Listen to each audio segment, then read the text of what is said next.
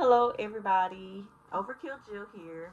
On this channel, I make videos about my life as a mother, a professional driver, and a business owner. Since you clicked on this video, I'm assuming you're wondering what the benefits are to having a CDL, either because you just got one or you're thinking about getting one. But either way, welcome to the journey. Well, for starters, I was going to take this video on a whole nother route and just explain how my journey as a CDL holder has been ever evolving and changing. But I figured I could make it more inclusive if I could just share the benefits and how you can use those benefits to apply to your own trucking journey or CDL journey.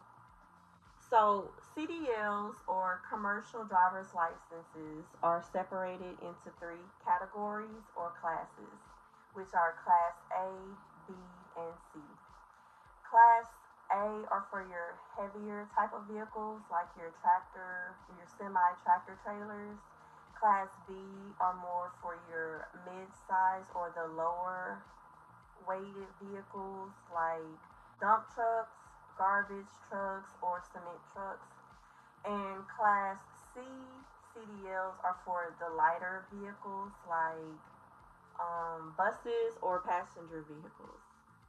So 3 different ways this video can be broken down into are the different types of companies that you can drive for as a CDL holder, and the different types of trucks and trailers that you can drive, and the different types of roles that you can drive in. The first different type of company you or anybody with a new CDL typically wants to drive for are the mega carriers. Mega carriers are your trucking companies that have the largest amount of fleets, typically over 500 drivers or employees, and typically over like 20 to 25 trucks. Then next under that are your smaller, mid-size, or maybe your mom and pop trucking companies that have maybe 10 to 15 vehicles or drivers or employees. And then after that are your more specialized companies like your fuel and gas or the waste management or trucking companies that utilize dump trucks. And also those type of smaller companies, not necessarily true, but could be, might have maybe not as many over the road routes, but they'll have dedicated and regional and local routes. Moving on to different types of trucks and trailers. Now we know that there are different types of trucks.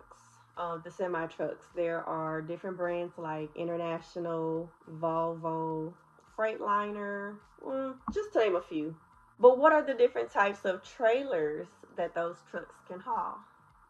The dry van trailers are typically 53 foot long and haul household goods or groceries that don't require refrigeration. And the next type of trailer are the refrigerated or reefer trailers for short. And those reefer trailers typically haul groceries like meat, dairy, and produce that require refrigeration at high temperatures to keep the food fresh. Next up, you have your flatbed, or even under that, your hot shot trailers. There are many different types of length for the flatbed that can carry different types of weight of the load. There's your 53 foot or 48 foot flatbed. There's step deck, low boys. There's one that starts with a C that I can't pronounce, but those it's like consternation.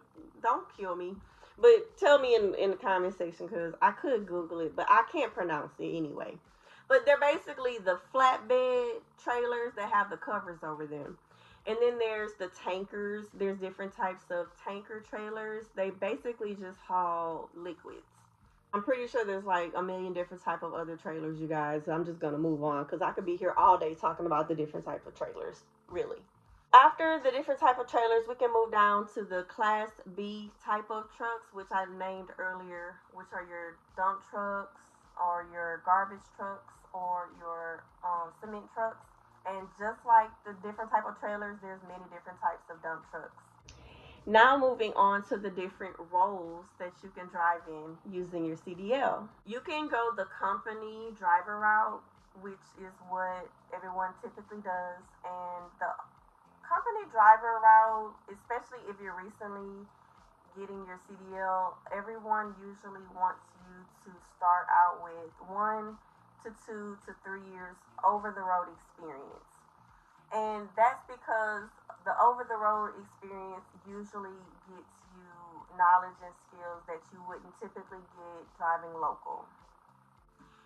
Other than the company driver role, next up you have your owner operator capacity.